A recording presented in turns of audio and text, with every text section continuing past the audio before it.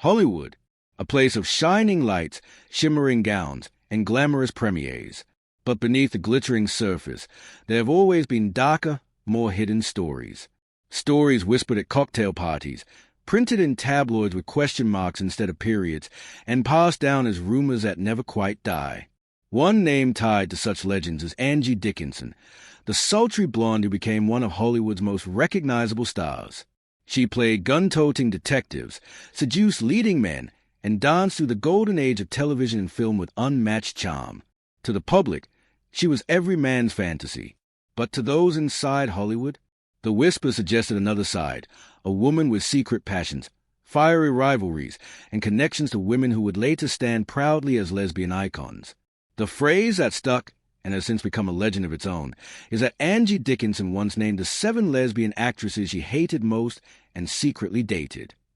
Now, whether she truly said this, whether it was a joke that spiraled out of control, or whether the whole line is pure Hollywood gossip, doesn't even matter anymore. What matters is how that myth shines a spotlight on 7 extraordinary women. Women who, unlike many of their predecessors, refused to hide who they were. Women who risked careers, reputations, and even personal safety to live openly in an industry that punished difference. Women whose lives, careers, and loves made them both the target of gossip and the champions of change. So, let's pull back the curtain. This isn't just Angie Dickinson's story. It's about the 7 lesbian actresses whose names became tangled in the legend. Each one fought for her place in Hollywood. Each one carved out her legacy. And together, their stories reveal the tension between secrecy and visibility that defines Hollywood's complicated history with sexuality. Leisha Hailey's story is a testament to timing. She was born in 1971 on an American military base in Okinawa, Japan, but raised in Nebraska. From the start, she didn't fit the mold of what Hollywood was looking for. While other young actresses dreamed of traditional stardom, the glossy magazine spreads, the teen heartthrob romances, the carefully managed public image, Leisha had something else. She had authenticity. Her big break didn't come in Hollywood, but in music. In the early 1990s, she formed the pop duo The Murmurs, whose quirky style and indie sensibility caught attention. Later, she formed the electropop band which gained a cult following. Music gave her a platform, but it was television that made her an icon. That moment came in 2004, when Showtime premiered a series that would change television forever, The L Word. For the first time, lesbian characters weren't sidekicks, punchlines, or tragic cautionary tales. They were the heart of the story. And among them was Leisha Hailey's unforgettable character, Alice Piaszczek. Alice was smart, funny, messy, bold, and bisexual, a character who refused to be defined by labels, even as the show boldly challenged stereotypes. Through Alice, Leisha became a face of queer visibility at a time when representation was still rare. Audiences loved her. LGBTQ women around the world saw themselves on screen, often for the first time. But representation came at a cost. Hailey herself admitted that being openly lesbian limited the roles she was offered. Hollywood still clung to the idea that actresses had to appear available to male fans. Casting directors often dismissed her, assuming she could only play gay characters. Yet Hailey refused to hide or compromise. Her personal life only added fuel to Hollywood gossip. She had relationships with actress Kim Dickens, musician K.D. Lang, and singer Camila Gray. The fact that she lived openly, unapologetically, became both her greatest strength and the reason her name circulated in whispered rumors. And that's where Angie Dickinson's supposed comment enters the picture. Dickinson, whose career thrived in a time when actresses were forced into secrecy, was said to have bristled at women like Hailey, women who could be open, loved, and still find work in Hollywood. According to the story, Angie both admired and resented her, perhaps even envied her freedom. Whether Angie ever actually felt that way is debatable. But what isn't debatable is Leisha Hailey's influence. She was one of the first actresses to prove that being openly lesbian didn't mean the end of a career. She paved the way for others, including several more names on this list. Even today, she remains tied to her L Word legacy, reprising her role in the reboot Generation Q and co-authoring a memoir with her co-star Katherine Moennig. Her voice, both literally and figuratively, continues to echo in Hollywood. For the legend of Angie Dickinson, Leisha Hailey represents the new guard, a woman too free, too honest, and too visible for the Hollywood of past. Samira Wiley represents courage wrapped in talent. Born in Washington, D.C. in 1987, she grew up in a religious family. Her parents were both Baptist ministers, not exactly the most welcoming environment for a young black lesbian girl discovering herself. Yet, remarkably, her parents were supportive. They taught her about faith, love, and acceptance. Those lessons became the foundation for her strength later in life. Samira studied theater at the Juilliard School, one of the most prestigious acting conservatories in the world.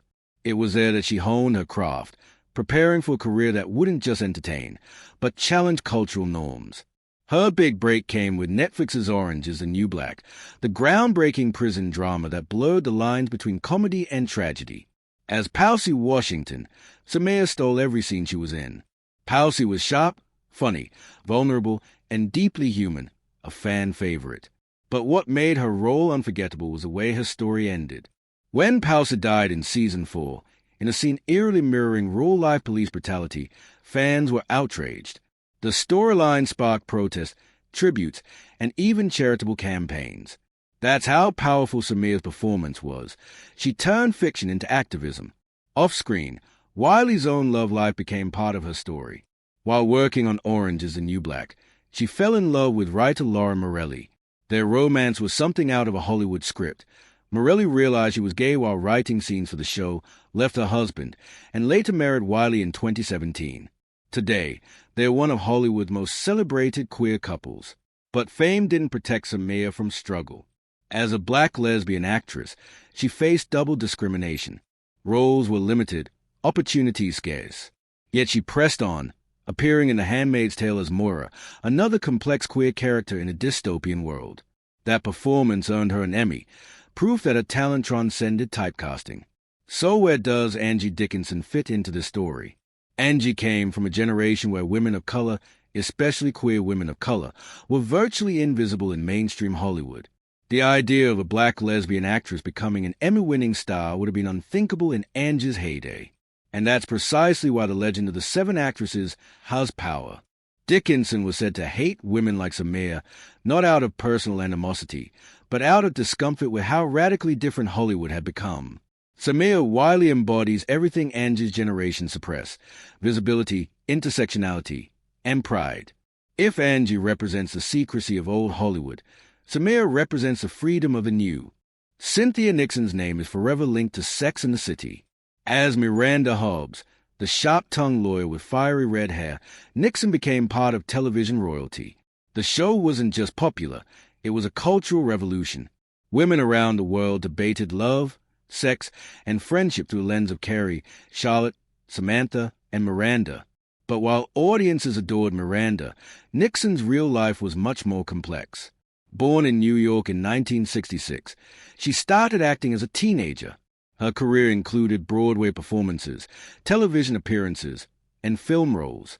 Yet, despite her success, Nixon kept her personal life private. 4 years. She dated men, including a long-term relationship with Danny Moses, with whom she had 2 children. Everything changed in 2004, when she began dating education activist Christine Marinoni. The tabloids erupted. Miranda from Sex and the City is gay? Nixon herself resisted labels at first, saying she fell in love with a woman but didn't consider it a radical change.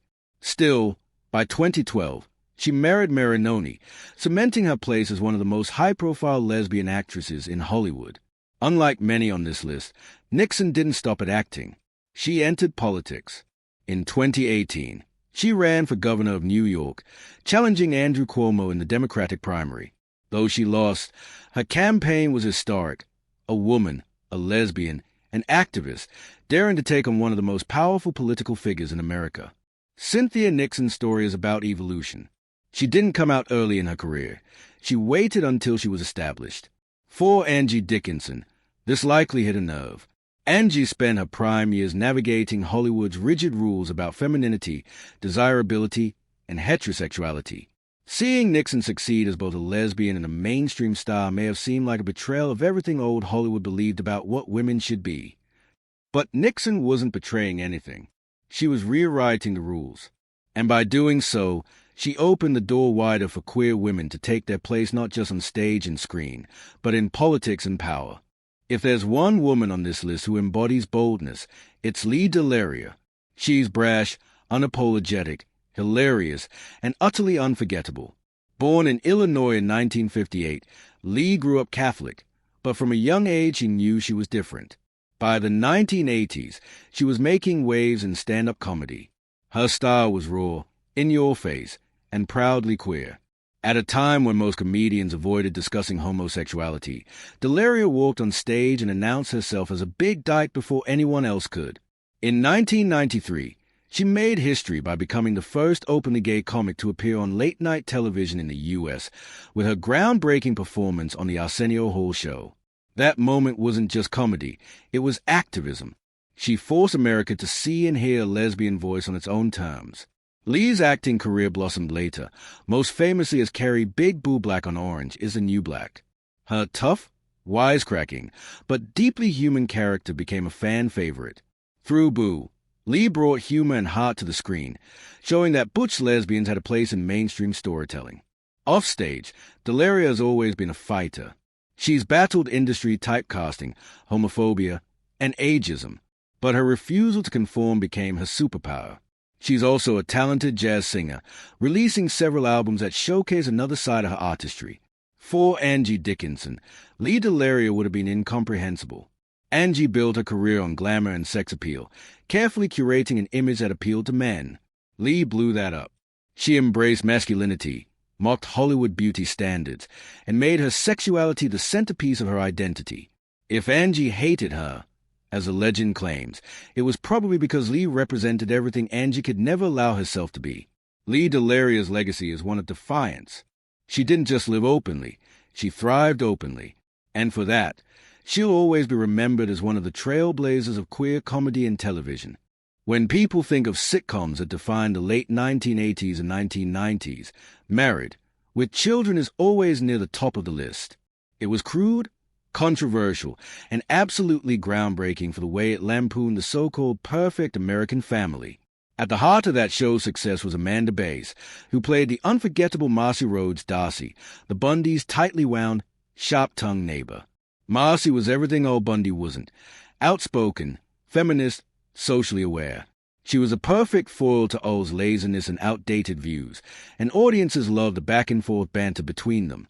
Bearse's comedic timing was impeccable. She took a role that could have been forgettable, the nagging neighbor, and turned it into a central part of the show's humor. But Amanda Bearse's real story is much deeper than one sitcom role. Born in Winter Park, Florida, in 1958, Amanda didn't come from a Hollywood dynasty or wealthy family. She carved her own path, starting in regional theater before moving to New York City to study at the prestigious Neighborhood Playhouse. There, she trained in the Sanford Meisner acting technique, known for pushing actors to emotional authenticity. It was a discipline that would later inform her work both in front of and behind the camera. Before Married, with children, Bearse had a breakout role in the 1985 cult classic horror film Fright Night, playing Amy Peterson, the girl caught in a terrifying battle with vampires. Horror fans still remember her chilling transformation scene, proof of her ability to leap from comedy to horror with ease.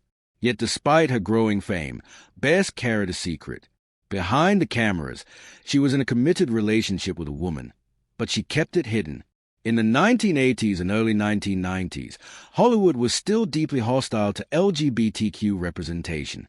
Rumors could kill careers, and studios pressured actors to present a heterosexual image. In 1993, everything changed. At the height of her sitcom success, Bearse gave an interview to The Advocate where she came out as a lesbian. It was a bold move, one that shocked fans and even some colleagues. Few TV stars had taken that risk at the time, especially those on mainstream network shows. Ellen DeGeneres wouldn't come out until 1997. Yet Amanda did it years earlier, without fanfare, simply stating the truth about who she was. The reaction was mixed. Some applauded her bravery, while others quietly distanced themselves. But Amanda didn't waver. Instead, she used her visibility to normalize lesbian identity in Hollywood. She became an inspiration for countless fans who finally saw themselves reflected in someone on TV, not as a punchline, but as a successful working actress. Bearse didn't stop at acting. She made a daring pivot into directing, a move very few women in Hollywood managed at the time. She directed over 30 episodes of Married, with children, carving out a new career behind the camera. Later, she directed episodes of Dharma and Greg, Reba, and Mad TV, proving her versatility. For a queer woman in Hollywood, this was nothing short of trailblazing. So how does she fit into the Angie Dickinson legend? Angie's career thrived on glamour, secrecy, and the careful curation of a public image. For Angie's generation, being openly lesbian was unimaginable. Bearse, by contrast, was open, direct, and unafraid. The very things Angie had to suppress, Amanda wore proudly. If Angie Dickinson hated Amanda Bearse, as the urban legend claims, it may have been less about Amanda herself and more about what she represented. A world where women could finally live authentically. Today, Amanda Bearse is recognized not only as Marcy Darcy, but as one of the pioneers who cracked open the closet doors in Hollywood. She changed the landscape for those who came after her, and did it all with humor, resilience, and courage. Few entertainers can claim the kind of career longevity and cultural impact that Lily Tomlin has enjoyed. Born Mary Jean Tomlin in Detroit in 1939, she grew up in a working-class neighborhood, the daughter of a factory worker and a housewife. From an early age, Tomlin was drawn to performance, entertaining classmates with impressions and characters. Her big break came in 1969 when she joined the cast of Rowan and Martin's Laugh-In. The sketch comedy show was a phenomenon, and Tomlin quickly became one of its breakout stars. Her characters, the snarky telephone operator Ernestine, the mischievous little girl Edith, became cultural touchstones.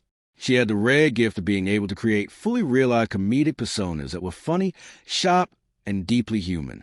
From there, Tomlin's career soared. She moved into film, starring in classics like Nashville, 1975, which earned her an Oscar nomination, and 9 to 5, 1980, where she held her own alongside Jane Fonda and Dolly Parton in a story of women rebelling against a sexist boss. Later, she appeared in All of Me with Steve Martin and countless stage productions. She collected Emmys, Tonys, and Grammys, becoming one of the few performers to win across multiple mediums. Yet behind the spotlight, Tomlin kept a secret. In 1971, she met writer Jane Wagner, who had been hired to work on one of Tomlin's comedy specials. The two fell in love almost instantly, beginning a relationship that has lasted more than 50 years. Together, they collaborated on countless projects, blending Jane's sharp writing with Lily's comic brilliance. For decades, though, they kept their romance quiet. They weren't hiding, friends and colleagues knew, but they also weren't announcing it to the world. Hollywood in the 1970s and 1980s wasn't ready for a lesbian superstar, and Tomlin had too much to lose. Still, she dropped hints, occasionally referencing Jane in interviews, but never putting a label on it. In 2013, when same-sex marriage became legal in California, Tomlin and Wagner married at last. By then, the world had caught up, and their union was celebrated. Their love story became a beacon for long-lasting queer relationships in an industry famous for breakups. Tomlin's career hasn't slowed. In her 70s, she found new fame starring alongside Jane Fonda in Netflix's Grace and Frankie, a series that ran for 7 seasons and became a cultural phenomenon in its own right. Once again, Tomlin redefined what a woman in Hollywood could be: funny, vital, and powerful well into her later years. In the context of Angie Dickinson's story, Tomlin stands as a bridge between eras. Angie represents the secrecy of old Hollywood, where women couldn't be open about their sexuality. Younger actresses like Samira Wiley or Leisha Hailey represent the boldness of modern openness. Tomlin lived through both. She endured decades of quiet discretion, then embraced visibility when the world was finally ready. Her story is one of patience, resilience, and quiet rebellion, a testament to how love can outlast prejudice. When The L Word premiered in 2004, it wasn't just another TV drama. It was a cultural earthquake. For the first time, an ensemble cast of lesbian and bisexual women carried a mainstream television series. And at the center of that revolution was Katherine Moennig, who played the androgynous heartbreaker Shane McCutcheon. Born in Philadelphia in 1977, Moennig grew up in a family steeped in artistry. Her father was a violin maker, Her mother a dancer, and her extended family included Hollywood royalty. Her half-sister is Blythe Danner, and her cousin is Gwyneth Paltrow. But despite those connections, Katherine forged her own path. Moving to New York at 18, she studied at the American Academy of Dramatic Arts. She struggled, like so many young actors, taking odd jobs to survive while auditioning for roles. Her early work included stage productions and small television appearances, but it was the L Word that catapulted her to fame. As Shane, Moennig became an icon. Shane was effortlessly cool, magnetic, and sexually fluid, embodying a kind of queer swagger rarely seen on screen. Audiences, queer and straight alike, were mesmerized. Shane became the fantasy crush, the character everyone either wanted to be or wanted to be with. For many lesbian viewers, she was the first TV character who reflected their desires without apology. Moenig's portrayal was groundbreaking, but it also came with challenges. Fans often blurred the line between Shane and Katherine, assuming she was exactly like her character. Moennig, however, is far more reserved in real life. She has always been protective of her private life, identifying as part of the LGBTQ community, but rarely discussing relationships publicly. Beyond the L Word, Katherine has built a steady career, appearing in Ray Donovan, Law & Order, SVU, and indie films. She also co-hosts the popular podcast Pants with her friend and co-star Leisha Hailey, where they reminisce about their experiences on the L Word and explore queer culture. For Angie Dickinson, Katherine Moennig represents a new Hollywood entirely. Angie's career was built on carefully constructed glamour, where women had to fit a certain mold. Moennig blew that mold apart. With her androgynous style, her refusal to conform to traditional femininity, and her unapologetic queerness, she became the antithesis of everything old Hollywood demanded. To Dickinson, who navigated decades of secrecy, Moenig's freedom would have been both alien and fascinating. Today, Katherine Moennig remains a symbol of representation done right, not just playing a lesbian character, but embodying a lesbian icon who changed television forever. So, what do we make of the legend? Did Angie Dickinson really sit down and list 7 lesbian actresses she both hated and secretly dated? Almost certainly not. The line itself feels more like gossip, a myth born out of Hollywood's endless appetite for scandal. But myths often tell us more than facts. And this myth, in particular, reveals something vital, the tension between secrecy and openness in Hollywood. For decades, women like Angie Dickinson had no choice but to hide. Hollywood in the mid-20th century was a place where studios controlled your image, and any hint of queerness could end your career overnight. Angie played the role she was given, the glamorous starlet, the seductress, the leading lady on the arm of famous men. Whether those roles reflected her reality is irrelevant. What matters is that she lived in an era where truth wasn't an option. By contrast, the 7 actresses linked to her legend represent the opposite. Leisha Hailey, Samira Wiley, Cynthia Nixon, Lea DeLaria, Amanda Bearse, Lily Tomlin, and Katherine Moennig each, in their own way, stood up to Hollywood's expectations. Some came out early, some later. Some embraced visibility loudly, others more quietly. But all of them refused to let secrecy define them. Their story shows the evolution of Hollywood itself, from a place of closets and whispers to one of increasing openness and diversity. They prove that authenticity is no longer the end of a career. In fact, it can be the very thing that makes a career last. The scandal of Angie Dickinson's 7 names may just be a story, but the impact of these 7 women is real. They broke barriers, fought stereotypes, and gave millions of fans the courage to live their own truth.